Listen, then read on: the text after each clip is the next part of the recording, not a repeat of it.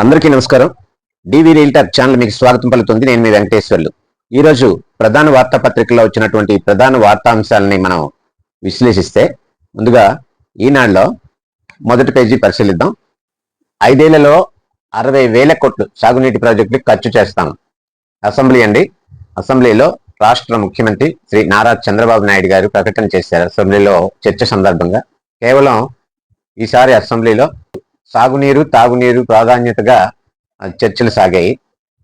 నీరు అన్నది రాష్ట్రంలో నలుమూలల్లో అన్ని చోట్ల సాగుకి నీరు, తాగడానికి నీరు అందినట్టయితే రాష్ట్రం దాని మట్టుకు అదే అభివృద్ధి చెందుతుంది అన్న ఆలోచనతోటి అసెంబ్లీలో ఒక కంక్లూషన్కి వచ్చారు. దానికి 60,000 కోట్ల రూపాయలు ఈ 5 సంవత్సరాలు ఖర్చు చేయనున్నట్లు ప్రకటించారండి.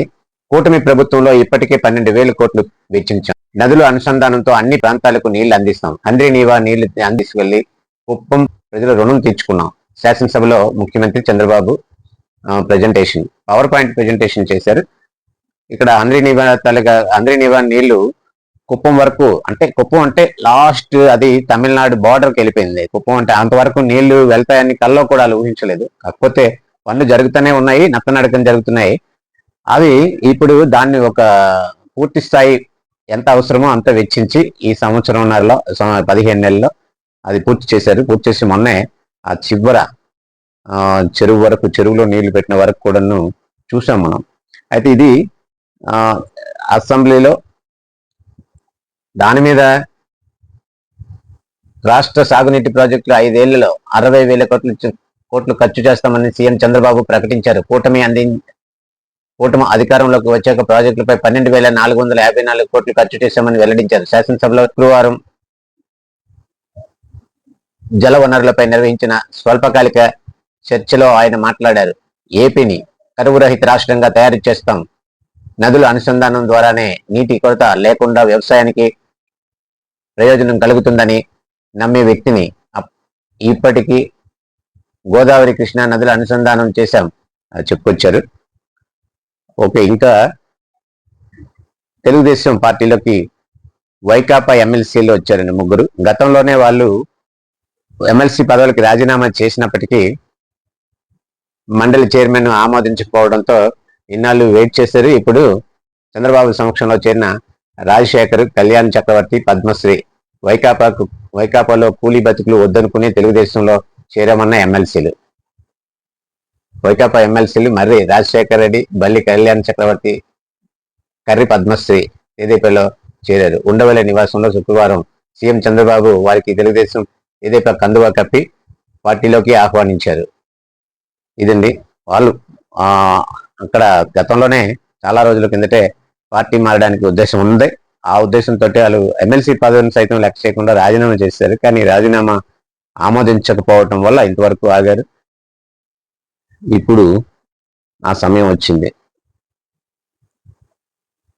ఎటు అధికారం ఉంటే అటు రాజకీయ నాయకులు వలసలు పోతుంటారు.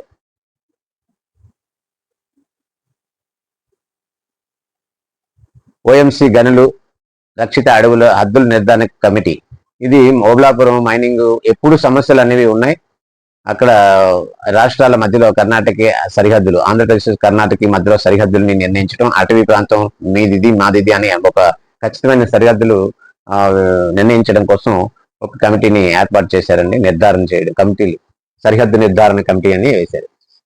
22 నుంచి పాఠశాలకు దసరా సెలవులండి. ఈ నెల 22 నుంచి అక్టోబర్ 2 వరకు గాంధీ జయంతి రోజు సెలవు. ఆ రోజు వరకు కూడా పాఠశాల సెలవు అండి. ముందు 24 నుంచి 4 వరకు నేను అనుకున్నట్టుంది. తర్వాత ఉపాధ్యాయులందరూ కోరిక మేరకు అది సంబంధిత మంత్రి నారా లోకేష్ గారు ఆ నిర్ణయం తీసుకున్నారు. మద్యం ముడుపుల సొమ్ము విదేశాలకు తరలింపు. దుబాయ్ పారిపోయిన నిందితులతో లావాదేవీలు, ఈడీ సోదాల్లో కీలక ఆధారాలు లభ్యం. మద్యం కేసులో చాలా కీలకం ఏంటంటే, నిన్నే చూసాం మనం, ఈడీ రంగప్రవేశం చేసిందండి. ఎన్ఫోర్స్మెంట్ డైరెక్టరేట్ రంగప్రవేశం చేసింది. 6 నెలల నుంచి ఈడీ దీని మీద అబ్జర్వేషన్ లో ఉంది. తర్వాత సిట్టి తాలూకా రిపోర్టు తెప్పించుకొని చూశారు వాళ్ళు. 6 నెలల నుంచి ఉన్నప్పటికీ పూర్తిగా సోదాలు అని నిన్న ఒక్క రోజునే 5 రాష్ట్రాల్లో నేను చెప్పుకున్నాం అదే 5 రాష్ట్రాల్లో 20 చోట్ల సోదాలు చేశారు. దాంట్లో ఏంటంటే ఇప్పుడు కీలకమైనటువంటి ఆధారాలు ఈడీకి లభ్యమయ్యాయని చెప్పేసి రాసుకొచ్చారు. వైఎస్ అనిల్ రెడ్డి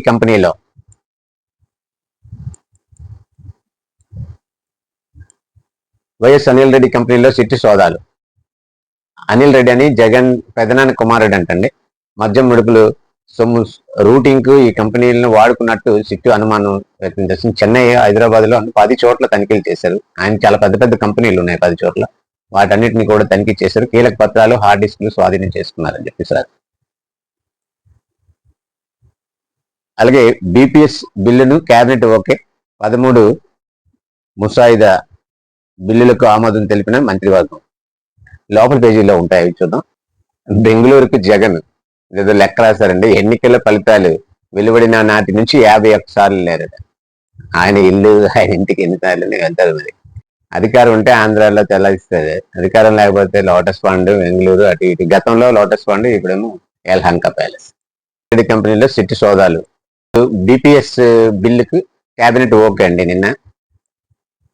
అది రాష్ట్రంలో నగరాలు, పట్టణాలు, ప్రాంతాల్లో అనధికారికంగా ప్లాట్లను అతిక్రమించి నిర్మించిన భవనాలను క్రమబద్ధీకరణ పథకంలో బీపీఎస్ అమలు కోసం పురపాలక చట్టంలో సవరణలు తీసుకొచ్చారు. అది నిన్న కూడా మనం చెప్పుకున్నాం, ఈ బిల్లు వస్తుంది అని చెప్పేసి. ఏదో దానికి గైడ్ లైన్స్ ఇస్తారు. ఆ గైడ్ లైన్స్ ప్రకారంగా ఒకవైపు అవన్నీ కట్టినటువంటివన్నీ కూడా అంటే కూల్చేయాలంటే సాధ్యపడేది కాదు. రాష్ట్రం మొత్తం అలాగే ఉంది. ఇప్పటికి అయినంత వరకు వాటిని రెగ్యులరైజ్ చేసేస్తారు, నామినల్ ఫీజు కలెక్షన్ చేస్తారు. అక్కడ నుంచి కఠినంగా వ్యవహరిస్తారు అన్నమాట. అటువంటి బిల్లు ఒకటి నిన్న పెట్టారు, బీపీఎస్ బిల్ అని చెప్పేసి. ఏపీపీ దరఖాస్తుల్లో పొరపాట్లు సవరించుకునే అవకాశం. అసిస్టెంట్ పబ్లిక్ ప్రాసిక్యూటర్ పోస్టులో ఆన్లైన్ దరఖాస్తులు చేసుకున్న అభ్యర్థులకు అంటే ఇక్కడ అసిస్టెంట్ పబ్లిక్ ప్రాసిక్యూటర్ పోస్టులకి దరఖాస్తులు పెట్టుకున్నారండి. వాళ్ళకి మళ్ళీ కరెక్షన్ ఇవ్వాలని అప్లికేషన్ లో తప్పులు వెళ్తే వాటిని సవరించుకోవడానికి మరి ఒక ఆప్షన్ అది ఇచ్చారనమాట. దానికి వెబ్సైట్ కూడా ఇచ్చారు. మద్యం ముడుపుల సొమ్ము విదేశాలకు తరలింపు మామూలే. ఇక్కడ 3 ఎమ్మెల్సీలు కలిశారు. వార్త అండి, ఎప్పటి నుంచో ఇది చాలా ఇంపార్టెంట్. చేతితో దిద్దాక 62% మంది అనర్హులయ్యారటండి. ముందేమో జవాబు పత్రాలు తొలి డిజిటల్ విధానంలో మూల్యాంకనం చేశారంటండి. తర్వాత హైకోర్టు ఆదేశం తర్వాత మాన్యువల్ విధానంలో దిద్దారు. తొలుత ఎంపికైన వారిలో 62% మంది మాన్యువల్ విధానంలో దిద్దాక అనర్హులయ్యారండి. ఈ వ్యత్యాసం ఎందుకు ఉంటుంది? తెలుగు మీడియం అభ్యర్థులు ఎక్కువగా నష్టపోయారని ఉద్యోగులకు ఎంపికైన అభ్యర్థుల తరపున సీనియర్ న్యాయవాదులు జంజాల రవిశంకర్, కెఎస్ మూర్తి, న్యాయవాదులు జొన్నలగడ్డ సుధీర్, సలీం తదితరులు హైకోర్టుకు శుక్రవారం వాదనలు వినిపించారండి. ఇది ఈ రకంగా జరుగుతుంది. హాయ్లాండ్ లో పేపర్లు దిద్దారటండి. హాయ్లాండ్ ప్రైవేట్ గా ఒక రీషార్ట్ లో వెళ్ళి పేపర్లు దిద్దారు. గతంలో పరిస్థితి ఇంత దారుణంగా ఉండేది. మరి హాయ్లాండ్ లో పేపర్లు దిద్దారు. అందుకోసం 1.19 కోట్లు ఖర్చు చేశారు. థర్డ్ పార్టీకి ఇవ్వద్దన్న పిఎస్ఆర్ అప్పగించారు. అంటే ఏపీఎస్సీ కమిషన్ చైర్మన్ గా పిఎస్ఆర్ ఆంజనేయులు గారు ఉండేవాళ్ళు. ఆయన హయాంలోనే ఇటువంటివన్నీ జరిగాయి. ఉద్యోగాలకు ఎంపిక కాని అభ్యర్థులు తరపున హైకోర్టు వాదనలు. గ్రూప్ 1 పై అప్పీళ్లలో ముగిసిన వాదనలు. తీర్పు వాయిదా వేసిన హైకోర్టు ధర్మాసనం. ఏది జరుగుద్దు అనేది తీర్పు మాత్రం వాయిదా వేసింది. వాదనలు మరి వినరు, అయిపోయినాయి. అదే అండి, ఇందులో ఇది కీలకమైనటువంటి తీర్పు వస్తుంది. ఏమొస్తుందో చూడాలి. అంటే ఎవరికి వాళ్ళే వెళ్ళారు మళ్ళీ కోర్టుకి. వాళ్ళు సెలెక్ట్ అయిన అభ్యర్థులు కోర్టుకు వెళ్ళారు, ఆ ఉద్యోగాలు రాని అభ్యర్థులు కూడా కోర్టుకు వెళ్ళారు. రెండు కూడా విచారణ జరిగింది అక్కడ. అవినీతి అంటే ఏ స్థాయికి ఉందంటే ఆ స్థాయిలో ఎంత సమాజం మొత్తం నాశనం అయిపోయే స్థాయిని. ఒక ఉద్యోగ నియామకాల్లో అంత భారీ ఎత్తు అవినీతి అంటే చాలా. ఇక్కడ చూడండి, కొత్త విధానంలో ప్రతి పంచాయతీకి కార్యదర్శి, గ్రామాల్లో పట్టణ స్థాయి సదుపాయాలు. సమీక్ష సమావేశంలో ఉప ముఖ్యమంత్రి పవన్ కళ్యాణ్ 4 గ్రేడ్లుగా పంచాయతీల విభజన. పవన్ కళ్యాణ్ గారు మరి అతను గ్రామీణాభివృద్ధి శాఖ మంత్రిగా ఉంటూ ఆయన పట్టణాల్లో ఉన్నటువంటి సదుపాయాలు అన్ని గ్రామాల్లో కూడా ఉండాలి, ఆ స్థాయిలో ఉండాలని చెప్పేసి కొత్త విధానంలో ప్రతి పంచాయతీకి కార్యదర్శి. అంటే ఈ విధానం పరిశీలించడానికి ఒక ప్రత్యేక వ్యవస్థను ఏర్పాటు చేస్తున్నట్టు.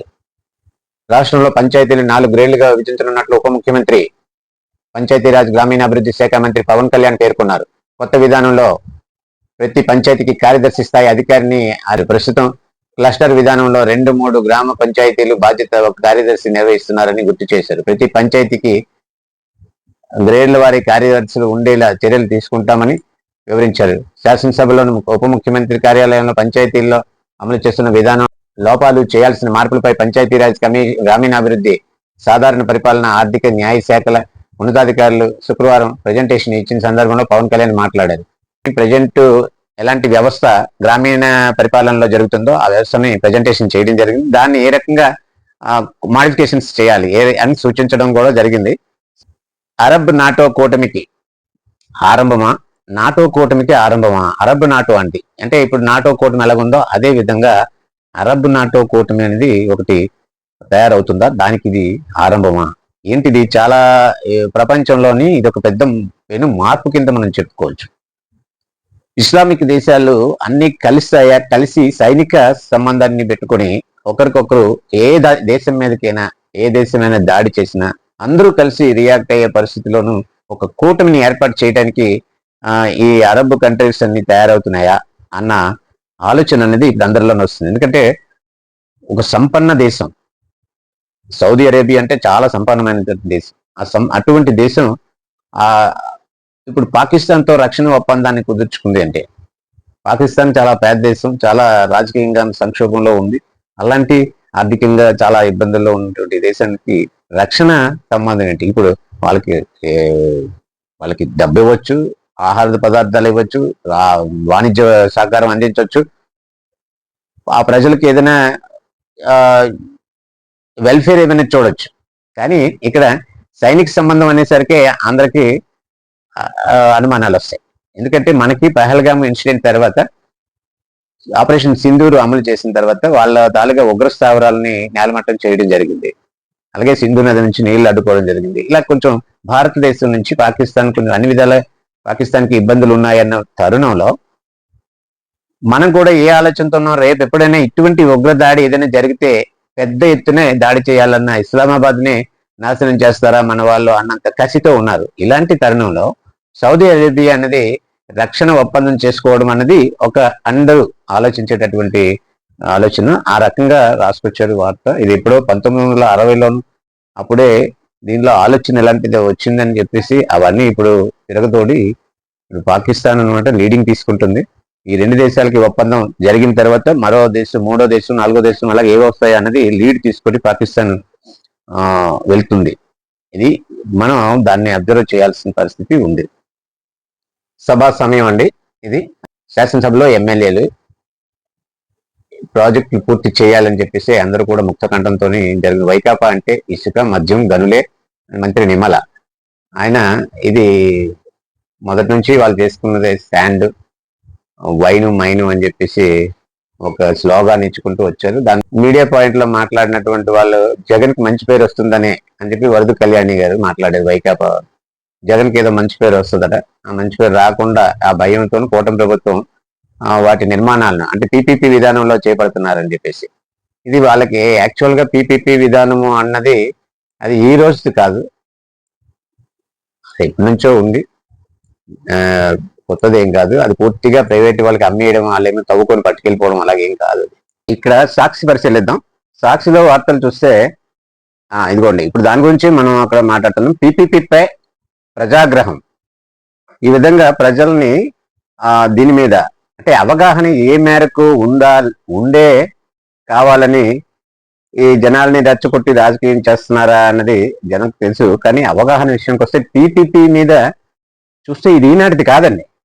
ఎప్పుడో పీపీపీ మోడల్ అనేది చేస్తున్నారు. కానీ దానికి మార్గదర్శకాలు మాకు మీకు ఉన్నటువంటి ఒప్పందం మీద ఆధారపడి ఉంటుంది. ఒక పని నిర్వహణలో ప్రభుత్వం, ప్రైవేటు యాజమాన్యం కలిసి చేసినప్పుడు మీరు ఇది చేయండి, మేము ఇది చేస్తాము, మీ బాధ్యతలు ఇవి, మీ విధులు ఇవి, మా బాధ్యతలు ఇవి, మా విధులు ఇవి అని ఇచ్చేస్తారు. కానీ ఇదంతా అలా నిర్ణయం చేసుకుంటారు గైడ్ లైన్స్. కానీ ఎవరు ఏం చేసినా కూడా పూర్తి బాధ్యత ప్రభుత్వానిదే ఉంటుంది.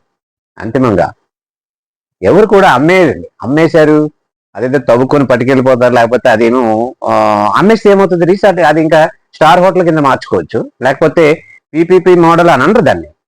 ఏదైతే మెడికల్ కాలేజీకి బదులుగా వాళ్ళు ఇంకేదైనా చేసుకోవచ్చు. దాన్ని ప్రైవేట్ పరం చేయడం అంటే అది ఇంకా మరి ప్రభుత్వం మెడికల్ కాలేజీ నడిపించాలి అనే ఆలోచన అక్కడ ఉండదు. ఆ మెడికల్ కాలేజీని వేరే వ్యాపార సంస్థ కింద మార్చుకోవచ్చు వాళ్ళు.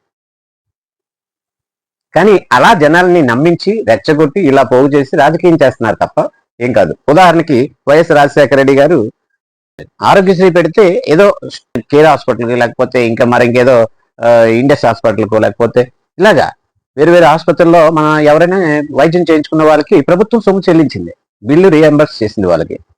అలాగే చేస్తున్న అదే విధానం ఇప్పటికి కొనసాగుతుంది. మరి దాన్ని ఏమంటారు? మరి వీళ్ళందరూ వెళ్ళి ప్రభుత్వ ఆసుపత్రుల్లో ఫ్రీగా చేస్తుంటే ఇక్కడ ఎందుకు చేయించుకోవట్లేదు?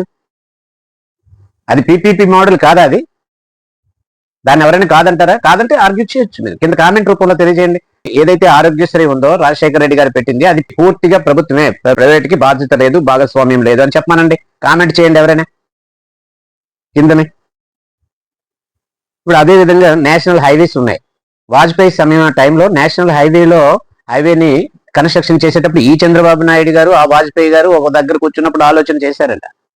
చేసేటప్పుడు ఏమైంది వాళ్ళకి, ఇదేంటంటే ఇంత పెద్ద ప్రాజెక్టులు మనం ఎలా చేస్తామంటే వరల్డ్ బ్యాంక్ దగ్గర నుంచి లోన్ తీసుకుంటాం, ఆ లోను రోడ్డే తీర్చుకుంటుంది, రోడ్లు వేస్తాం రోడ్డే తీర్చుకుంటుంది అన్న లోను అన్న పరిస్థితి అనమాట.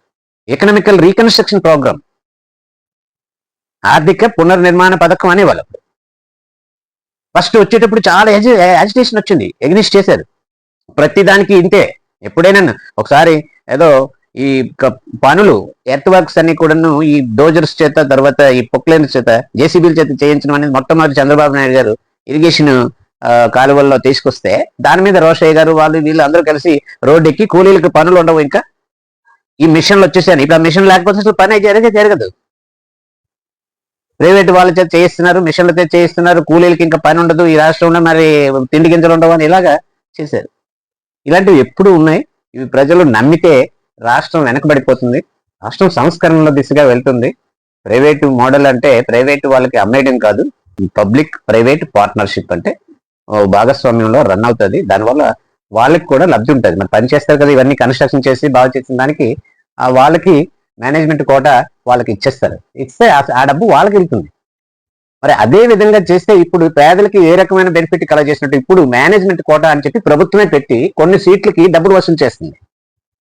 ప్రజెంట్ విధానం అది, జీవం ఉంది దానికోసం. మరి వైఎస్ జగన్మోహన్ రెడ్డి గారు తెచ్చిపెట్టారు అది. అంటే ఈ డబ్బులే ఏదైతే ఇప్పుడు ప్రభుత్వానికి వెళ్ళాలో ఆ డబ్బు ప్రభుత్వం భరిస్తుంది, లాస్ భరిస్తుంది. కన్స్ట్రక్షన్ చేసినందుకు ప్రైవేట్ వాళ్ళకి ఇస్తుంది ఆ డబ్బు. ఎవరికి వెళ్తే, వాళ్ళు కట్టిన ఫీజు ఎవరికి వెళ్తే బెనిఫిషరీకి ఏంటి, విద్యార్థులకి ఏంటి ప్రాబ్లం?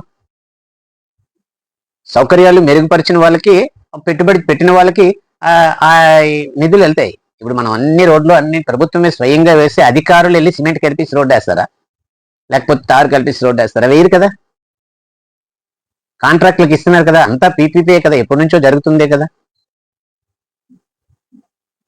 అలాగా చాలా ప్రభుత్వ సంస్థలు, చాలా ఇదివరకే ఎన్నో సంస్థలు అందులో వాళ్ళ తాలుగా పనిచేసి చాలా విభాగాలని ప్రైవేట్ పరం చేసేసారు. ఇది కొత్త అయితే ఏం కాదు, దాని గురించి గొంతు చించుకోవాల్సినంతగా ఏమీ అయితే లేదు. దాన్నేమో కాకపోతే రాజకీయ ప్రయోజనం కోసం ఏమీ లేకపోతే మెడికల్ కాలేజీ సర్వస్వం మొత్తం దాన్ని తొందరగా పనిచేయడం కావాలి. కానీ 30 సంవత్సరాలు మేము ఉంటాం, 30 సంవత్సరాలకు సరిపడగా మేము దాన్ని నెమ్మదిగా కడతాము, అప్పటికి 30 సంవత్సరాల నాటికి పూర్తి చేస్తాము అనుకుని వాళ్ళు వేశారు. కానీ ఇది ఇప్పుడు ఇమ్మీడియట్ గా చేయాలి అని చెప్పి కూటమి ప్రభుత్వం చేస్తుంది. దాన్ని అర్థం చేసుకునే జనంలో వాళ్ళ తాలూగా వివేచనలో ఉంది. ఆంధ్రజ్యోతి మొదటి పేజీలో లిక్కర్ స్కామ్ లో జగన్ సోదరుడు వైఎస్ అనిల్ రెడ్డి ఇల్లు సంస్థల్లో సిట్ సోదాలు, ప్రాజెక్టులన్నీ ఒకే రాష్ట్రం ఒకే జల విధానం. ఒకే రాష్ట్రం ఒకే జల విధానం అంటే ఈ ప్రాజెక్టులన్నీ పూర్తి చేయడానికి ఒక పాలసీని ఫ్రేమ్ చేసి ఒక ప్రాజెక్టు కింద ఈ అన్ని ప్రాజెక్టులను ఎట్ ఏ టైం కంప్లీట్ చేయడానికి ఒక ప్రాజెక్ట్ కింద దానికి ఎంత వద్దు నిధులు కేటాయించి దానికి అవన్నీ కూడా వర్క్ జరగాలని చెప్పి ఒక ఆలోచన, మంచి ఆలోచన చేస్తున్నారండి. ఎందుకంటే ఏదో చిన్న ప్రాజెక్టు ఒక పక్క ఉంచేయడం, పెద్ద ప్రాజెక్టు పేరున్న ప్రాజెక్టు అడ్డుపడడం, ఇదంతా ఒక ఏరియా నష్టపోవడం కాకుండా ఇప్పుడు ప్రారంభం అయ్యేటప్పుడు ప్రతి పని కూడా, ప్రతి ప్రాజెక్టు పని జరగాలి, అన్నిటికీ కేటాయింపులు జరగాలి, ఆ విధి విధానాలు ఆ విధంగా రూపొందించాలని చెప్పి అసెంబ్లీలో నిర్ణయించారు. అదే చంద్రబాబు గారు చెప్పారు, పూర్తి చేస్తాము 5 ఏళ్లలో అని చెప్పేసి. బోండా మాటలు మంటలు, పవన్ కళ్యాణ్కి ఆయనకి ఏదో క్లాస్ వచ్చినట్టుంది. పిసిబి చైర్మన్ పై తీవ్ర ఆరోపణలు, ఉప ముఖ్యమంత్రి పవన్ పేరు ప్రస్తావన తీవ్రంగా పరిగణించిన పవన్ కళ్యాణ్ అప్పటికప్పుడు చైర్మన్ అధికారులతో భేటీ, బోండా ఉమా బెదిరింపు ధోరణి, వ్యక్తిగత ఉద్దేశంతోనే వ్యాఖ్యలు,